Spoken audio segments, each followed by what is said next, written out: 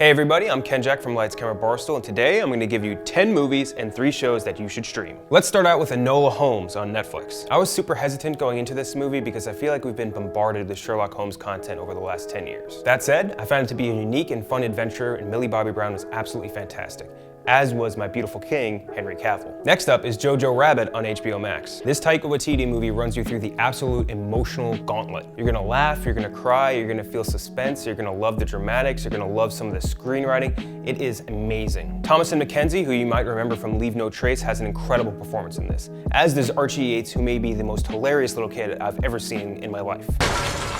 Oh God, nothing makes sense anymore. Yeah, I know, it's definitely not a good time to be a Nazi.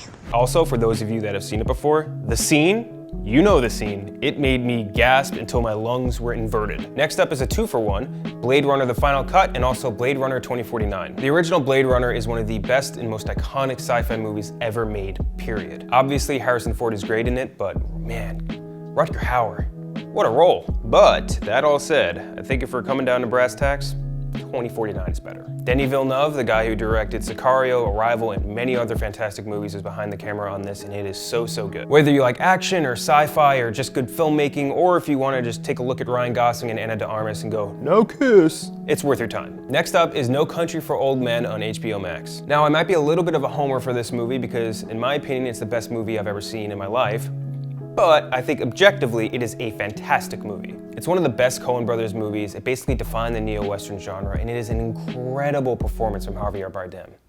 Would you hold still, please, sir?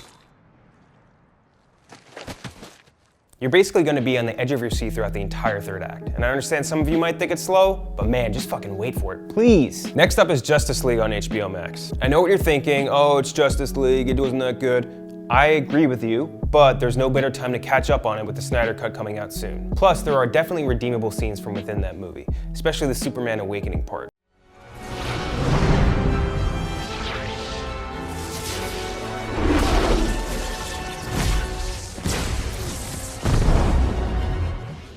Next up is Judas and the Black Messiah on HBO Max. I know I've recommended it before, but it's leaving HBO Max on March 14th, and you just have to see it. Both Daniel Kaluuya and Lakeith Stanfield give incredible and unforgettable performances, and this movie just is dramatic, it keeps you on your toes, and it obviously is historically extremely important. Next up is Parasite on Hulu. I'm gonna give myself a little pat on the back for saying in around August that it was the best movie of 2019, well before it both came out and cleaned up at the Oscars.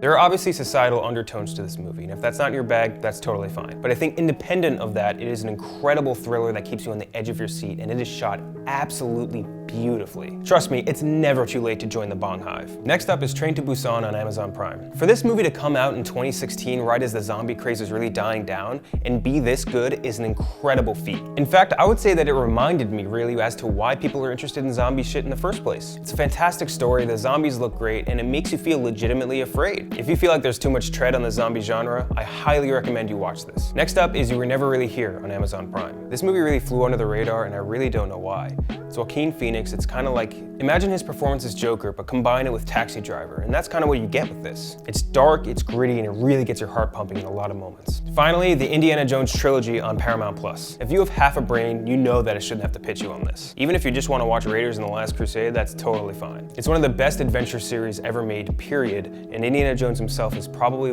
the coolest adventure hero ever, period.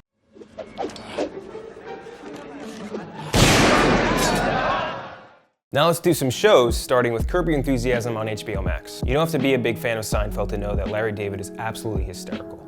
And in this man's opinion, Curb is actually better than Seinfeld. It's hilarious, it's raunchy, it makes you feel awkward at times. It is must-watch comedy in my opinion. Next is Attack on Titan on Hulu. Attack on Titan is probably the best anime series running right now. And personally, I've never been a big fan of dramatic anime versus, funny anime, but man, it is good. I came around to it and I couldn't stop watching. And lastly, MXC on Prime Video. If you watch Spike TV at any point during the mid-2000s, odds are you've probably seen an episode of MXC. It's stupid, raunchy, turn-off-your-brain humor that never fails to deliver. Okay, that wraps it up for this week. Make sure to leave any recommendations you have in the comments below for everyone else. And don't forget to use movierankings.net, the only place you can find out what to watch and where to watch it. Make sure to like and subscribe and all that fun stuff too.